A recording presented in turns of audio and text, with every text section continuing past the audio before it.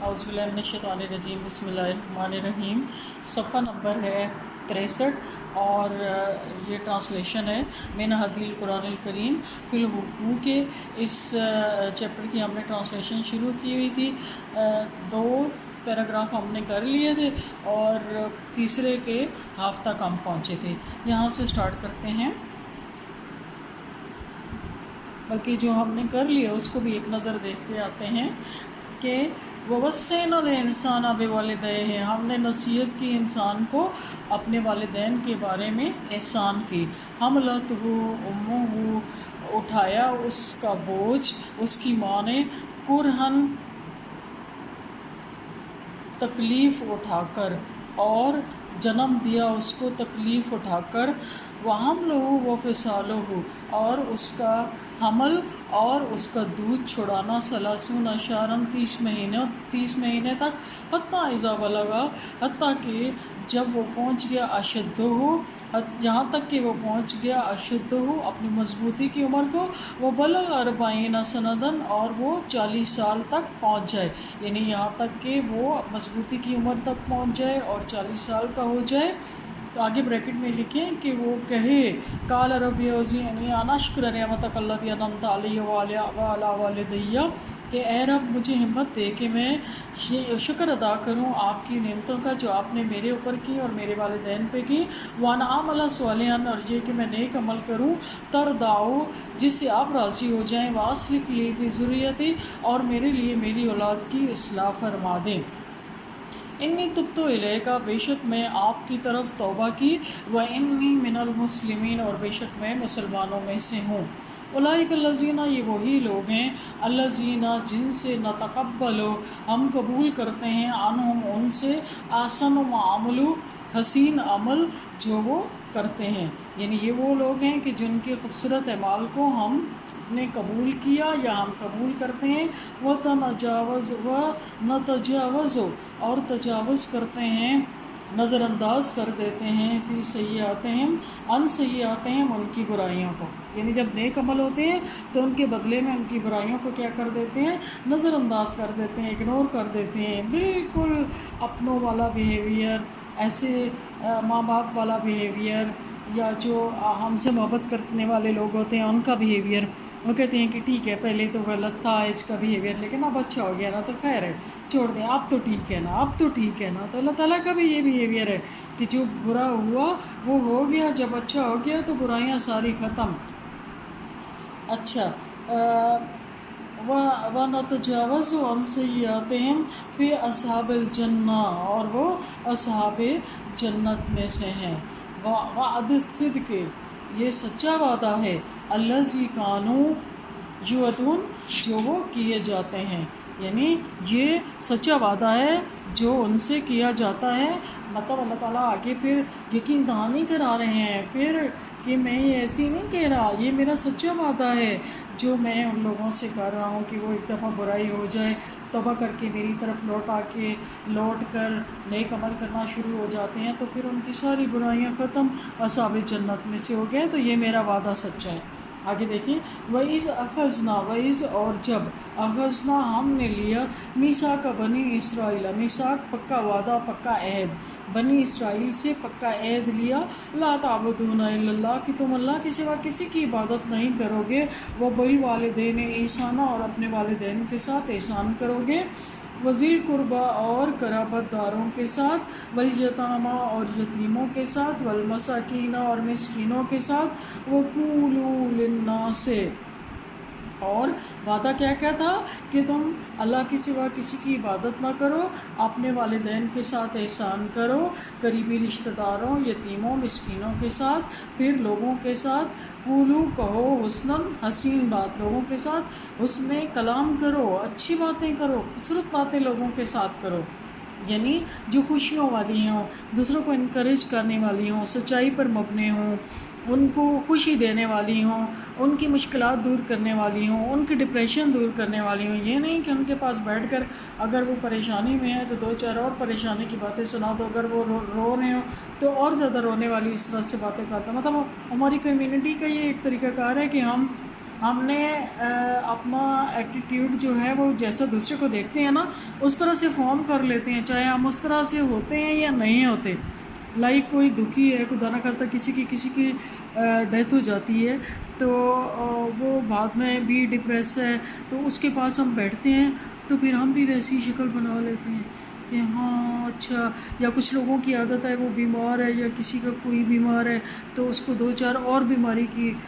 خبریں سنا دیں گے، بلکہ ساتھ میں لوگ یہ بھی کہتے ہیں کہ ہاں اس کو یہ بیماری تھی، اس کو یہ مسئلہ تھا، تو وہ تو پھر فوت ہو گیا تھا، بچ نہیں سکے تھا. ایسے تو ایسے نہیں کرنا چاہیے، لوگوں کو خوشی کی خبریں سنانی ہیں. پھر کیا ہے، واقعی الصلاۃ، اور نماز قائم کرو. وعدے یاد دلائے جا رہے ہیں نا، واتو زکوٰۃ، اور زکوٰۃ ادا کرو. ثم پھر تولیتم، تم پھر گئے، وعدہ کر کے پھر گئے. الا قلیلا، سوائے تھوڑے لوگوں کے، منکم، سوائے تم میں سے تھوڑے لوگوں کے، باقی پھر گئے. وانتم معرضون، اور تم لوگ پھرنے والے ہو، اگنور کرنے والے ہو، اعراض کرنے والے. معرضون کا مطلب آتا ہے کہ ایسے منہ کو سائڈ پہ کر کے نہ کہنا چلو چھوڑو جانے دو، اگنور کرنا، کسی چیز کو لائٹ لینا، اس کو امپورٹنس نہ دینا، اس کو موردون کہتے ہیں. کہ پھر سوائے تم میں سے تھوڑے لوگوں کے پھر گئے سب، اور تم لوگ کیا ہو، اعراض برتنے والے ہو، یا پھرنے والے ہو، یا نظر انداز کرنے والے ہو. اگلا ہے جی یسألونکا، نبی کریم صلی اللہ علیہ وسلم سے مخاطب ہو کر اللہ تعالیٰ فرماتے ہیں یسألونکا، کہ لوگ آپ سے سوال کرتے ہیں، ماذا ینفقون، کہ وہ کیا خرچ کریں. مطلب وہ پوچھتے ہیں نا کہ اللہ کی راہ میں کیا خرچ کریں. کل، فرما دیجئے، کہہ دیجئے، ما انفقتم، جو کچھ بھی تم خرچ کرو، من خیرن، اچھی چیز میں سے، بھلائی میں سے، ٹھیک ہے، فللوالدین. اب خرچ کرنے سے مراد صرف وہ مادی چیز نہیں ہے کہ روپے پیسہ خرچ کرنا ہے. خیر کا ہے نا، تو خیر بھلائی، چاہے وہ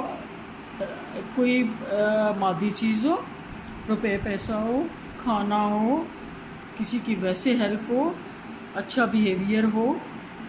ٹھیک ہے. تو یہ سب کیا آتا ہے اس میں، خیر میں، کہ جو تم خرچ کرو بھلائی میں سے، اچھی چیز میں سے، فللوالدین، تو کس کے لیے، سب سے پہلے والدین کے لیے. جو کچھ بھی تمہارے پاس سے جا رہا ہے، اور یہاں پہ مادی اس کی طرف زیادہ جا رہا ہے کہ روپے پیسہ اگر خرچ کرنے کے لیے نکلو تو سب سے پہلے اپنے گھر میں دیکھو کہ سب سے پہلے والدین پر خرچ کرنا ہے. والاقربین، اور پھر قریبی رشتہ دار. والیتامى، اس کے بعد یتیم، پھر مسکین، وابن السبیل، اور پھر مسافر. یہ نہیں کہ باہر کے لوگوں میں بانٹ کے آ جاؤ، گھر والے بیٹھے رہیں. اور اللہ تعالیٰ کی اس حکم کے پیچھے مصلحت یہ ہے کہ جب ہر کوئی اپنے قریبی قرابت داروں کو دیکھتا رہے گا تو پھر میرے خیال میں مسائل گھر کے گھر میں حل ہوتے رہیں گے. پھر کسی کو باہر نکلنے کی ضرورت نہیں پڑے گی، پھر کسی کی عزت نفس بھی مجروح نہیں ہوگی،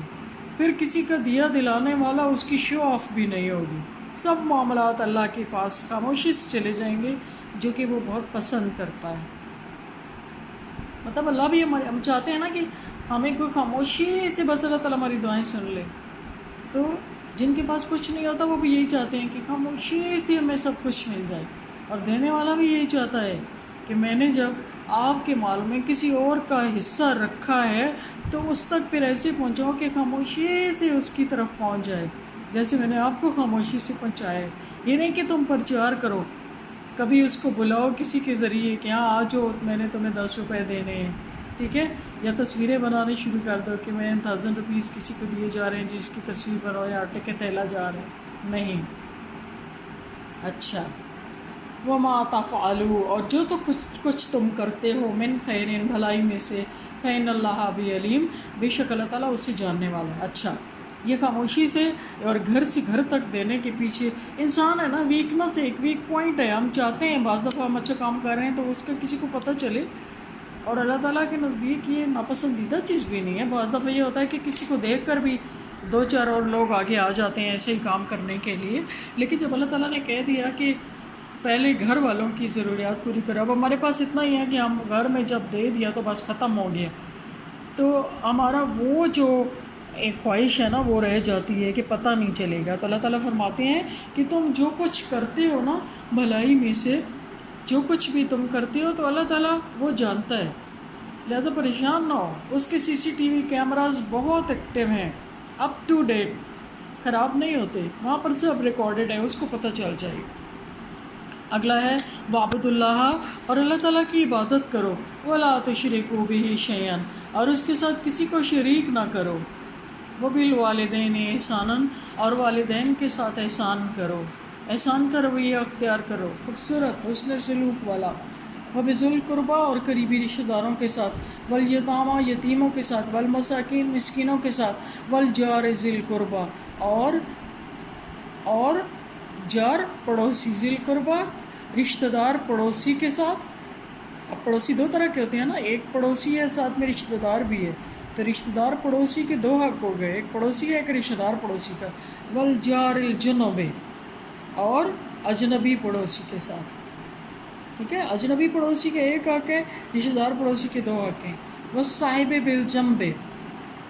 صاحب بالجنب کا مطلب ہے تھوڑی دیر کے ہمسائے کے ساتھ، تھوڑی دیر کے ساتھی۔ تھوڑی دیر کا ساتھی کیا ہے؟ ہم باہر نکلتے ہیں کہیں، ہمارے سفر میں کوئی مل جاتا ہے ہمیں، یا کہیں جاتے ہیں ادھر کوئی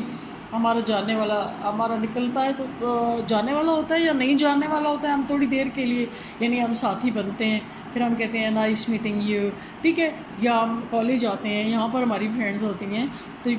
وہ کہلاتے ہیں تھوڑی دیر کے ساتھی۔ وہ اپنے سبیل، اور مسافروں کے ساتھ، وما ملکت ایمانکم، وما اور جو ملکت ایمانکم جن کے بارے میں تم نے قسمیں کھا لی، اور وہ جن کے بارے میں تم نے قسمیں کھا لی ہیں، ان اللہ لا یحب من کان مختالا فخورا، بے شک اللہ تعالیٰ نہیں پسند کرتے من کانا جو کوئی ہوتا ہے مختالا فخورا، تکبر کرنے والا اور غرور کرنے والا، یعنی جن کے بارے میں قسمیں کھا لیں، امین ہمارے گھر کے سرونٹ، ان کا بھی حق ہے، ٹھیک ہے۔ تو پھر کیا ہے کہ بے شک اللہ تعالیٰ فخر اور تکبر اور غرور کرنے والے کو پسند نہیں کرتا۔ آخر میں یہ کیوں کہہ دیا کہ یہ نہ ہو کہ ان سب کو کچھ دے دلا کے تو پھر تم گردن میں سریا ڈال کے اکڑ کے پھرتے رہو کہ میں یہ بڑی چیز ہوں، میں تو بڑا داتا بن گیا ہوں دنیا میں، دینے والا، لوگوں کی ضروریات پوری کرنے والا۔ ایسی بات نہیں ہے، بلکہ آپ یہ سمجھیں کہ یہ تو میرے اوپر ایک اللہ کی رسپانسبلٹی اللہ تعالیٰ نے ڈالی تھی کہ اللہ تعالیٰ نے جیسے مجھے ایک میسنجر کے طور، ایک ہوتا ہے نا پوسٹ مین، ٹھیک ہے، کہ اس کو دے وہ ایک چٹھی دوسرے تک پہنچا دیتا ہے، تو یہ بالکل ایسی ہے کہ اللہ نے ہمیں دیا کہ تم فلاں فلاں تک پہنچاؤ، آگے بتا دیا نا کہ اس کو دینا ہے، تو اس میں ہمارا کوئی کمال نہیں ہے، وہ تو اس کو بھی دے سکتا تھا۔ اس میں اصل میں ہماری آزمائش ہے کہ اللہ نے مجھے جب یہ دینے والا بنایا ہے تو میں کس طرح سے اس تک اس کا حق پہنچاتی ہوں، یا کس طرح سے اللہ کی امانت اس کے سپرد کرتی ہوں، اس کی بے عزتی کر کے، اس کے اوپر احسان جتا کے، اس کی عزت نفس کو پامال کر کے، یا اس کو کوئی خوشی دے کر اپنا بن کے۔ ولا یأتل اولو الفضل منکم، ولا یأتل اور قسم نہ کھا لیں اولو الفضل منکم۔ اچھا، یہ پڑھانے سے پہلے میں آپ کو ذرا سا بتا دوں کہ ان آیات کے پیچھے ان کے بیک گراؤنڈ میں ایک چھوٹا سا واقعہ ہے کہ حضرت ابوبکر صدیق رضی اللہ عنہ بہت زیادہ اللہ کے نام خرچ کرتے تھے، مجھے بتانے کی ضرورت نہیں ہے آپ کو، تو کچھ آپ کو پتہ ہے رشتہ دار اسی طرح کے ہوتے ہیں، کچھ ان کے رشتہ دار ایسے تھے کہ جن کے ساتھ وہ ایکسٹراڈنری کرتے تھے لیکن انہوں نے ان کے ساتھ برا سلوک کیا، تو ان کے دل میں، وہ بھی تو انسان تھے نا حضرت ابوبکر صدیق، ان کے دل میں یہ بات آئی کہ دیکھیں میں ان کے ساتھ اتنا کرتا ہوں تو یہ میرے ساتھ ایسے کر رہے ہیں، تو آئندہ میں بھی پھر تھوڑا ہاتھ کھینچ کے رکھوں گا۔ تو اللہ تعالیٰ نے فوراً یہ آیات نازل فرما دی، کیا تھا؟ اور قسم نہ کھا لیں اولو الفضل منکم، اولو الفضل صاحب فضیلت، تم میں سے فضیلت رکھنے والے لوگ، پرائیورٹی والے لوگ، قسم نہ کھا لیں، وسعت اور وسعت رکھنے والے، کہ تم میں سے فضیلت رکھنے والے اور وسعت رکھنے والے لوگ قسم نہ کھا لیں ان یؤتوا اولی القربیٰ کہ وہ قریبی رشتہ داروں کو نہیں دیں گے، والمسکین اور مسکینوں کو، والمہاجرین فی سبیل اللہ اور اللہ کی راہ میں ہجرت کرنے والوں کو، ولیعفو کرنا کیا ہے؟ اب بندہ یہ سوچتا ہے کہ اللہ تعالیٰ وہ میرے ساتھ ایسا ہے تو میں پھر کیا کروں؟ اللہ تعالیٰ فرماتے ہیں یعفو، عفو درگزر کرو، یصفحوا اور معاف کر دو، تو معاف کرو، عفو درگزر کرو، الا جان لو، الا الا تحبون، کیا تم پسند نہیں کرتے ہیں، یغفر اللہ لکم، کہ اللہ تعالیٰ تمہیں معاف فرما دے، اور اللہ تعالیٰ معاف فرمانے والے اور رحم کرنے والے ہیں۔